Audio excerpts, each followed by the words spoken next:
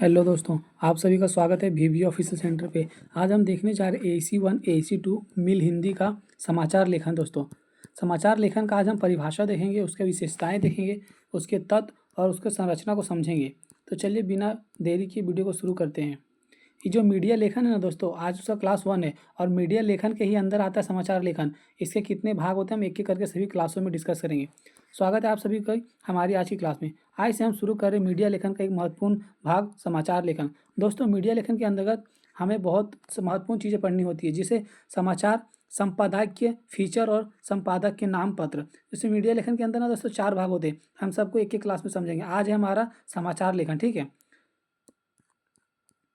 हम जानेंगे समाचार में समाचार क्या है, समाचार की परिभाषा क्या है, उनकी प्रमुख विशेषताएं और उसके तत्व हैं, और जो 5W+1 है, जिसका मतलब WH फैमिली होता है दोस्तों, उसे हम आगे वीडियो में समझेंगे। समाचार की संरचना कैसे होती है, समाचार लिखते समय किन बातों का ध्यान रखना चाहिए, और सबसे महत्वपूर्ण दोस्तों कि जो आपको अगर परीक्षा में पूछा जाए कि 15 नंबर में लिखना कैसे, तो मैं आपको वीडियो में ना बहुत आसान ट्रिक बताऊंगा कि 15 नंबर में आप कैसे लिख सकते हो। और बस दोस्तों 5-6 वर्ड में बताऊंगा और आप उससे आराम से 5-6 पेज लिख लोगे, ठीक है। तो चलिए बिना देरी के शुरू करते हैं। समाचार क्या है, समाचार आखिर होता क्या है। हम अपने आसपास हर दिन बहुत सारी घटनाएं देखते हैं। दोस्तों, समाचार क्या है, हम तो दिन भर कुछ ना कुछ घटनाएं देखते रहते हैं, आसपास कुछ ना कुछ होते रहता है। कहीं परीक्षा का परिणाम आता है दोस्तों, कोई स्कूल में हो तो और एग्जाम हो तो उसका परिणाम आता है। कहीं कई विश्वविद्यालय में नया नोटिस जारी किया जाता है दोस्तों, और विश्वविद्यालय में नोटिस आता है। कहीं खेल प्रतियोगिता होती है, कहीं महत्वपूर्ण राजनीतिक घटना होती है, कहीं किसी शहर में बड़ी घटना हो जाती है। लेकिन इन सभी घटनाओं को समाचार नहीं कहा जा सकता। क्या दोस्तों, ये सब जो घटना होती है, क्या इसे हम समाचार कहा जा सकता है? नहीं कहा जा सकता। तो हम समाचार कहेंगे किसको दोस्तों? तो समाचार में कहना है जब किसी नई महत्वपूर्ण सत्य और जनहित से जुड़े घटना हो।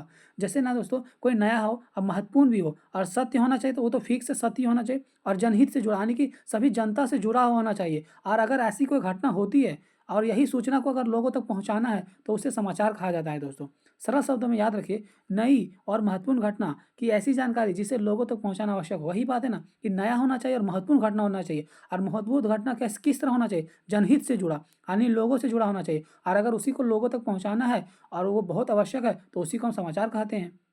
उदाहरण के लिए मान लेते हैं, मान लीजिए किसी विश्वविद्यालय में नई घोषणा की अगले महीने की सेमेस्टर में परीक्षा शुरू होगी, मतलब अगले मंथ में सेमेस्टर का एग्जाम होने वाला है। यही विद्यार्थी के लिए महत्वपूर्ण जानकारी है। लेकिन यह क्या विद्यार्थी के लिए महत्वपूर्ण जानकारी है, इसलिए यह समाचार बन सकता है। तो यह समाचार बन सकता है क्योंकि विद्यार्थी को पता ना चलेगा तो वो एग्जाम देने कैसे जाएगा? हाँ, वो तो जा ही नहीं पाएगा, पता नहीं चलेगा। और ये तो बहुत जरूरी है क्योंकि विद्यार्थी तो जनहित में ही ना आता है, वो तो लोगों में ही आता है। लेकिन अगर कोई व्यक्ति सुबह अपने घर से बाजार गया और वापस आ गया, तो यह सामान्य घटना है दोस्तों। अगर कोई व्यक्ति बाजार जाता है और वो घर आया था, तो ये सामान्य घटना है। क्या ये समाचार बन सकता है? नहीं बन सकता।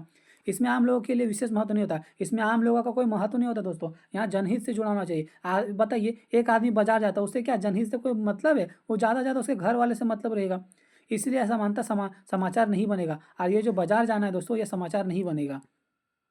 समाचार की परिभाषा, अगर परीक्षा में आपको पूछा जाए कि समाचार की परिभाषा दीजिए, तो आप सरल शब्दों में क्या लिख सकते हैं? किसी नए, सत्य, महत्वपूर्ण एवं जनहित से संबंधित घटना या सूचना को व्यवस्थित रूप से जनता तक पहुंचाने को समाचार कहते हैं। वही बात कि नया होना चाहिए, सत्य होना चाहिए और महत्वपूर्ण होना चाहिए, जनहित से संबंधित, यानी जनता से संबंधित होना चाहिए। और वही सूचना को व्यवस्थित रूप से जनता तक पहुंचाने को ही हम समाचार कहते हैं। ध्यान रखिए, समाचार में मुख्य रूप से 4 चीज़ें महत्वपूर्ण होती है। क्या क्या होती है? ये जो नई जानकारी होना चाहिए और जो सत्यता होना चाहिए। लेकिन आजकल दोस्तों मैं इतना बताता हूँ कि ना, जो झूठ खबर होती है वो जल्दी फैलती है, लेकिन वो फिर समाचार नहीं रह जाती, वो झूठी खबर रह जाती है। और उसका महत्व क्या होना चाहिए? महत्व जनहित में बहुत ज़्यादा रहना चाहिए। अब उसका समाचार का दोस्तों उद्देश्य क्या होता है? समाचार का परिभाषा हमने देख लिए। अब हम देखते हैं समाचार का उद्देश्य। अब सवाल आता है, इसे लिखा क्यों जाता है? समाचार हम क्यों लिखते हैं दोस्तों? उसका उद्देश्य क्या होता है? उसके पीछे उद्देश्य क्या होता है? क्यों लिखते हैं हम? तो इसका जो प्रमुख उद्देश्य है दोस्तों, जनता को जानकारी देना। तो उसका प्रमुख उद्देश्य क्या है? जनता को जानकारी देना। लोग अपने आसपास और देश दुनिया में क्या हो रहा है, इसकी जानकारी समाचार के माध्यम से प्राप्त करते हैं। और जो लोग दोस्तों अपने आसपास देश दुनिया में जो होता है उसकी जानकारी ना दोस्तों समाचार के माध्यम से लेते हैं। और उसके जो प्रमुख उद्देश्य है ना दोस्तों, पहला सूचना देना। दोस्तों, जब समाचार आता है तो क्या हमें सूचना नहीं देता? लोगों को नई घटनाओं को जानकारी देता है या नहीं? वही सूचना है। और दूसरा, जागरूक करना। दोस्तों, कई सरकारी नीतियाँ आती है कि जैसे RBI हमेशा एक जानकार जागरूक करना क्या करती है कि आपको UPI के थ्रू किसी को पेमेंट करना है तो देख के करें, आप किसी को OTP ना बताएं, CVV पिन ना बताएं। तो यही है ना दोस्तों, जागरूक करना। तो समाचार के माध्यम से भी जागरूक करता है। तीसरा है दोस्तों जनहित की जानकारी देना। और जनहित मतलब पूरा लोगों तो यानी पूरा जनता को जाने, सरकारी योजनाएं, शिक्षा, रोजगार, स्वास्थ्य, मौसम, परीक्षा आदि से जुड़ी महत्वपूर्ण जानकारियां लोगों तक पहुंचाई जाती है। और दोस्तों जो ये सरकारी योजनाएं होती है, शिक्षा होता है, रोजगार, वो जनहित तक पहुंचाना ही तो महत्वपूर्ण जानकारी है, और यही तो समाचार है। चौथा है दोस्तों घटनाओं को लोगों तक पहुंचाना। और जो समाचार के माध्यम से जो उसका उद्देश्य है, तो कुछ घटना हो जाती है, कोई शहर में घटना हो जाती है, तो उसे हमें लोगों तक पहुंचाते हैं, वही तो समाचार है। हाँ, यही तो यहाँ पे लिखा हुआ है। अब है दोस्तों समाचार के प्रमुख विशेषताएं। दोस्तों अब देखते हैं समाचार में जो प्रमुख विशेषताएं हैं तो वो क्या होगा। ठीक है, पहले नवीनता होता है, जैसे नया होना चाहिए, जो विशेषता है वो नया होना चाहिए। पुराना तो समाचार क्या फायदा, अगर मैं बोल दूं 2 साल पुराना समाचार है, क्या ये समाचार रहेगा? बिल्कुल नहीं रहेगा। वह नवीन रहना चाहिए, समाचार में कई नई घटना या नई जानकारी होना चाहिए, नया होना चाहिए, पुराना बिल्कुल नहीं होना चाहिए। पुरानी और पहले से ज्ञात जानकारी सामान्यतः समाचार का आकर्षण कम कर देती है। और अगर पुराना रहे तो उसमें आकर्षण नहीं देगा, उसमें कोई वैल्यू ही नहीं देगा, उसका उसके प्रति कोई रुचि ही नहीं दिखाएगा। उदाहरण, अगर आज विश्वविद्यालय ने परीक्षा की नई तारीख घोषित की है तो यह नई जानकारी है। और आज का दिन में कोई मतलब विश्वविद्यालय जो परीक्षा का नया तारीख घोषित करता है तो क्या ये जानकारी नया है ना, तो यही है नवीनता, इसीलिए यह समाचार बन सकती है। और यही जो नवीनता है यह समाचार बन सकती है। और दोस्तों सत्यता है दोस्तों, ये और देखिए समाचार में अगर सत्यता ना हो तो वो समाचार किस बात का, तो ये भी तो एक यह भी विशेषता ही है। समाचार हमेशा सत्य और प्रमाणित तथ्य पर आधारित होता है। और जो समाचार है दोस्तों वह सत्य और प्रमाणित जो प्रूव किया है वही उस पर आधारित होता है। पत्रकार को किसी भी जानकारी को प्रकाशित करने से पहले उसका सत्यता की जांच करनी चाहिए। अगर दोस्तों जो पत्रकारिता जो पत्रकार होता है, जो लिखता है और जो जानकारी को प्रकाशित करता है, तो वो क्या बिना जांच ही करता है? नहीं, वो जांच करता है क्या सत्य है या क्या झूठ है। अगर सत्य रहता है तो वो जो पूरा प्रकाशित कर देता है। अगर गलत जानकारी समाचार के रूप में प्रकाशित कर दिया जाए तो इससे लोगों को भ्रम पैदा हो सकता है। अगर आप गलत जानकारी को क्या प्रकाशित कर देते हैं, भ्रम पैदा हो जाएगा। हाँ, अब कोई इसको सत्य मानेगा, कोई गलत मानेगा, अगर उसको कोई ढूंढ नहीं पाया तो गलत जानकारी को ही आदमी लोग सत्य मान लेगा। समाचार में सत्यता बहुत जरूरी होता है। आज जो समाचार में है दोस्तों सत्यता बहुत जरूरी होता है। और स्पष्टता दोस्तों, समाचार की भाषा में स्पष्ट होना चाहिए, मतलब समाचार जो भाषा है उसका पूरा बिल्कुल स्पष्ट होना चाहिए। आप जैसे तैसे नहीं लिख सकते हो। पाठक को समझ जो पाठक होता है, जो पढ़ने वाला को समाचार पढ़कर तुरंत समझ आना चाहिए। और जो पढ़ने वाला तो उसको पाठक बोलते हैं, वो पढ़े और तुरंत समझ आ जाए। ये नहीं कि कठिन लैंग्वेज में यूज किया जाए। क्या हुआ, कहाँ हुआ, कब हुआ और कौन इसमें शामिल था, यह सब तुरंत समझ में आ जाना चाहिए अगर पाठक को जो पढ़ रहा है। बहुत कठिन और उलझी हुई भाषा समाचार को कमजोर बना देती है। और जो बहुत कठिन भाषा लोग लिख दोगे आप, बहुत संस्कृत वर्ड लिख दोगे, तो सब लोग तो संस्कृत नहीं जानता इस समय। और उलझी हुई भाषा मतलब आप इधर उधर की भाषा लिख दोगे, हाँ, तो वो कमजोर बना देती है। उसके बाद उसमें रुचि नहीं रह जाता, पढ़ने में मजा नहीं आता। इसलिए समाचार की भाषा सरल और स्पष्ट होना चाहिए। और जो समाचार जो लिखता है उसका भाषा सरल और स्पष्ट होना चाहिए। संक्षिप्तता, संक्षिप्त का मतलब होता है छोटा करके लिखना। समाचार में अनावश्यक बातें नहीं होनी चाहिए। आप जो समाचार लिखते हो दोस्तों उसमें अनावश्यक बात नहीं होनी चाहिए, मतलब आप जो परसों नहीं लिख दो, पॉइंट टू द बात लिखना चाहिए, जो पॉइंट का बात हो वही लिखना चाहिए। समाचार का उद्देश्य कम शब्दों में अधिक महत्वपूर्ण जानकारी देना होता है। और इसमें वही संक्षिप्त, यानी कि उसमें सिर्फ ना महत्वपूर्ण बात लिखोगे तो कम शब्दों में आप अधिक से अधिक जानकारी दे सकते हो। इसलिए समाचार लेखन को केवल आवश्यक तथ्यों पर ध्यान देना चाहिए। और जो समाचार लेखन का कार्य करता है उसे केवल ना आवश्यक तथ्य, आवश्यक पॉइंटों पर ध्यान देना चाहिए, ताकि वह संक्षिप्त हो सके और सरल भी हो सके। अब इसका महत्व देखते हैं दोस्तों। हर घटना समाचार नहीं बनती, आपको मैंने ऊपर बताया था, हर घटना समाचार बन जाती तो हुआ। समाचार बनने के लिए घटना में कुछ महत्वपूर्ण मतलब महत्व होना चाहिए। और जो समाचार बने दोस्तों उस घटना में कुछ महत्व होना चाहिए, जिस घटना को लोगों पर अधिक प्रभाव पड़ता है। जैसे कि समाचार कौन बनता है, जो ना कुछ घटना हो गया और उस घटना ना पूरा देश पर प्रभाव डाल दिया तो वह समाचार बनेगा, उसके समाचार बनने का संभावना अधिक होती है। और उसका समाचार बनने की संभावना क्या होती है दोस्तों, बहुत अधिक होती है, बहुत प्रबल होती है। जनहित, अब जनहित मैंने बताया था, समाचार ऐसी जानकारी से जुड़ा होना चाहिए जो जनता के लिए उपयोगी हो। और समाचार जो कैसे किससे जुड़ा होना चाहिए, जनता से जुड़ा होना चाहिए। जैसे सरकारी योजना में बदलाव, अगर कुछ जैसे कि अभी झारखंड में सबसे ज़्यादा योजना में अगर ज़्यादा फैला हुआ है तो मैया सम्मान योजना, तो वो उस योजना में अगर कुछ बदलाव होता है तो उस सब तक पहुँचे, वही जनहित है। परीक्षा की तारीख दोस्तों, अगर आप स्टूडेंट हो, अगर परीक्षा की तारीख बदलता है और आप तक ना पहुँचे तो आप एग्जाम देने पहुँच ही नहीं पाओगे, तो ये भी जनहित है। नौकरी से संबंधित महत्वपूर्ण सूचना, नौकरी से भी दोस्तों, प्राकृतिक आपदा, अगर कहीं पे प्राकृतिक कहीं बाढ़ आ गया, कहीं सड़क गिर गया, तो ये सब भी लोगों तक पहुंचना जरूरी है। शिक्षा से संबंधित बड़ी घोषणा आदि, और शिक्षा में कोई बड़ा घोषणा होता है, शिक्षा प्रणाली में अगर कुछ चेंज होता है जो बहुत बड़ी घोषणा है तो उसे सब तक पहुंचाना है या नहीं, तो वही जनहित है दोस्तों। ये सब जो समाचार है वो जनहित तक पहुंचाना होता है। अब है वस्तुनिष्ठता, समाचार में पत्रकार को व्यक्तिगत पसंद या नापसंद का हावी नहीं होना देना चाहिए। यहाँ पे क्या है दोस्तों, अभी उसके तथ्य को सही रूप से प्रस्तुत करना चाहिए, अर्थात समाचार में तथ्य प्रमुख होना चाहिए, व्यक्तिगत भावना नहीं होना चाहिए। यहाँ कहा गया ना दोस्तों कि जो समाचार है, जो समाचार लिखता है, जो पत्रकारिता करता है, जो पत्रकार होता है, वह ना अपना भावना नहीं लिखना चाहिए, वह अपना पसंद या अपना नापसंद को नहीं बताना चाहिए। जैसे कि आजकल ना विपक्ष लोग जैसे बोलते हैं ना, सब गोदी मीडिया, तो गोदी मीडिया उसे क्यों कहा जाता है? क्योंकि ना बोला जाता है कि ना आप सिर्फ एक ही चीज़ का तारीफ़ करते हो, यानी कि गोदी मीडिया का तारीफ़ करते हो, तो उसमें ना दोस्तों आप ना एक ही चीज़ को पसंद नहीं कर सकते या फिर अपना ही नापसंद को नहीं बता सकते। तो इसमें ना अपना भावनाओं को अलग रखते हुए समाचार करना होता है। समाचार के जो प्रमुख तत्व है दोस्तों, अब ये बहुत इंपॉर्टेंट, ठीक है, इसे जरूर याद करें। समाचार के प्रमुख तत्व जो 5W+1 है दोस्तों, WH फैमिली के माध्यम से समझते हैं। जो WH फैमिली होता है, वाट, जैसे 5 को W होता है, वाट, वैन, वेयर, हु, वाई, तो क्या, कब, कहाँ, कौन, क्यों, और H का मतलब जो होता है कैसे। ठीक है दोस्तों, अब इसे हम एक एक करके समझते हैं। हिंदी में क्या, जैसे कोई घटना होती है, घटना क्या हुई, मतलब घटना कहाँ हुई, ऐसा हुआ ना। कब, घटना कब हुई। फिर होता कहाँ, घटना कहाँ हुई। हाँ, इस घटना में कौन शामिल था, जैसे कौन हो गया। क्यों, घटना क्यों हुई, कुछ कारण तो हुआ होगा। हाँ, फिर घटना कैसे हुई, कि घटना किस प्रकार हुई। इसे याद रखने का आसान तरीका है दोस्तों WH फैमिली से, ठीक है ना। हाँ, एक उद्देश्य समझते हैं, जैसे एक उदाहरण से समझते हैं। मान लीजिए हमें समाचार लिखना है, विश्वविद्यालय में नई परीक्षा तिथि घोषित। ठीक है, एक समाचार लिखना है दोस्तों, जिसमें हमें बताना है कि विश्वविद्यालय में नया जो परीक्षा होने वाला है उसका तिथि घोषित हुआ है। अब हम उसे WH फैमिली के से लाते हैं, ठीक है ना। हाँ, अब हम सबसे पहले पूछेंगे क्या हुआ, तो बोलेगा कोई आंसर, विश्वविद्यालय ने परीक्षा की नई तिथि घोषित की। हो गया। कब हुआ, तिथि आज घोषित की, मतलब आज, आज ही क्या। कहाँ हुआ, विश्वविद्यालय परिसर और आधिकारिक माध्यम से इसे घोषणा की, मतलब कहाँ हुआ, विश्वविद्यालय का परिसर में ही हुआ होगा ना। कौन किया, हाँ, कौन करेगा, वहाँ का जो प्रशासन होगा, जो विश्वविद्यालय के अंदर जो हेड ऑफ डिपार्टमेंट होगा वो करेगा। क्यों किया, परीक्षा के आयोजन के लिए। अरे हाँ, परीक्षा के लिए आयोजन के लिए नई तारीख तय की गई है। अरे कैसे किया, कैसे, आधिकारिक सूचना या अधिसूचना जारी करके, मतलब एक नोटिस जारी करके किया। कैसे करेगा ना, नोटिस जारी करके करेगा।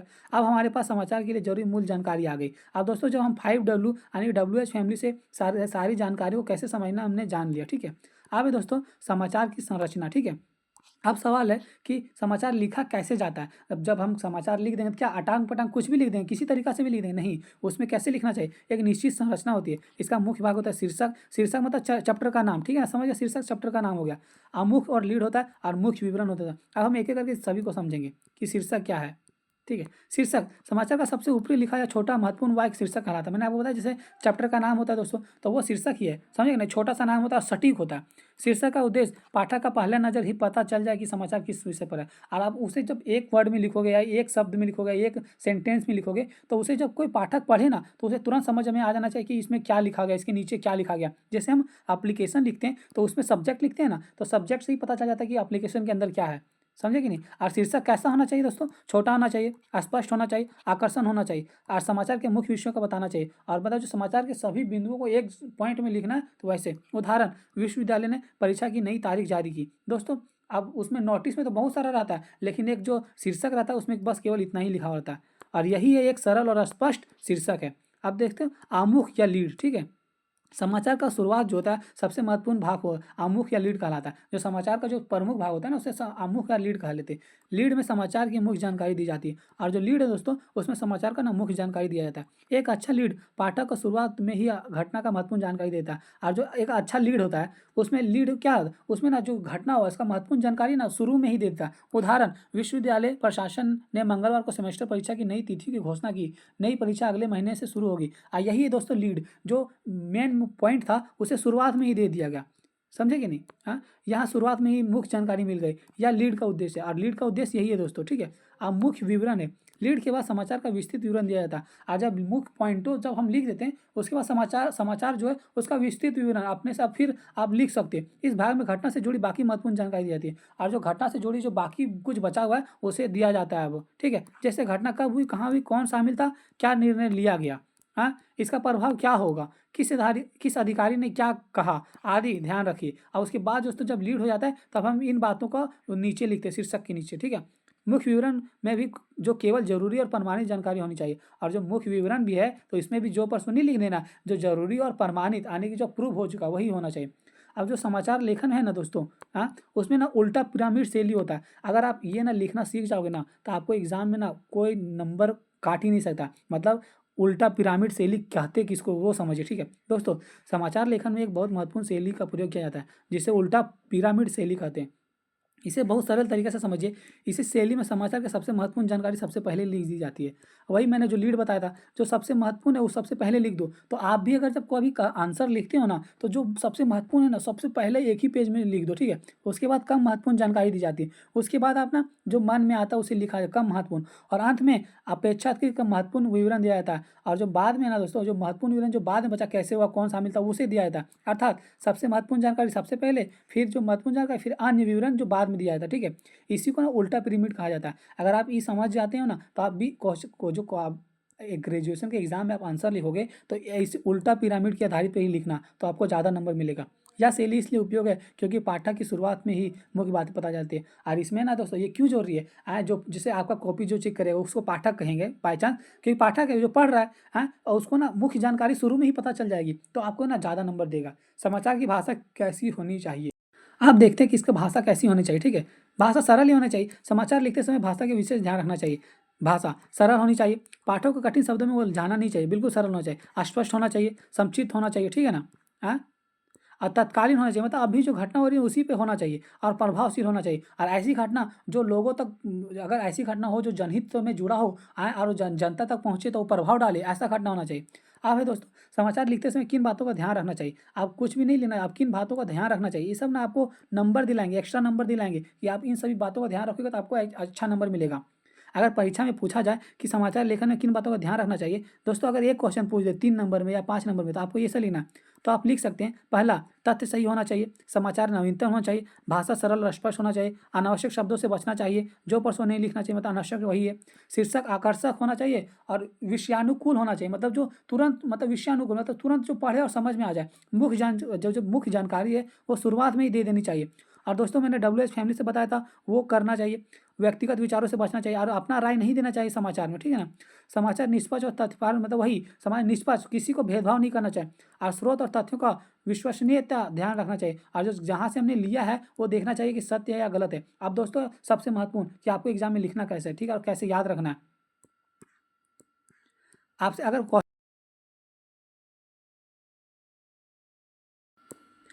क्वेश्चन में आपको बोल दिया जाए समाचार से आप क्या समझते हैं, इसकी प्रमुख जो है विशेषताएं, तत्व संरचना का विवेचना कीजिए, तो आप क्या लिखेंगे, सबसे पहले प्रस्तावना लिखेंगे। समाचार मीडिया लेखन का एक महत्वपूर्ण रूप है, इसके माध्यम से नई महत्वपूर्ण और जनहित में संबंधित घटनाओं की जानकारी जनता तक पहुंचाई जाती है। समाचार का उद्देश्य पाठक को सही, स्पष्ट और आवश्यक सूचना प्रदान करना है, मतलब आवश्यक सूचना प्रदान करना है। तो ये प्रस्तावना लिख दिया दोस्तों।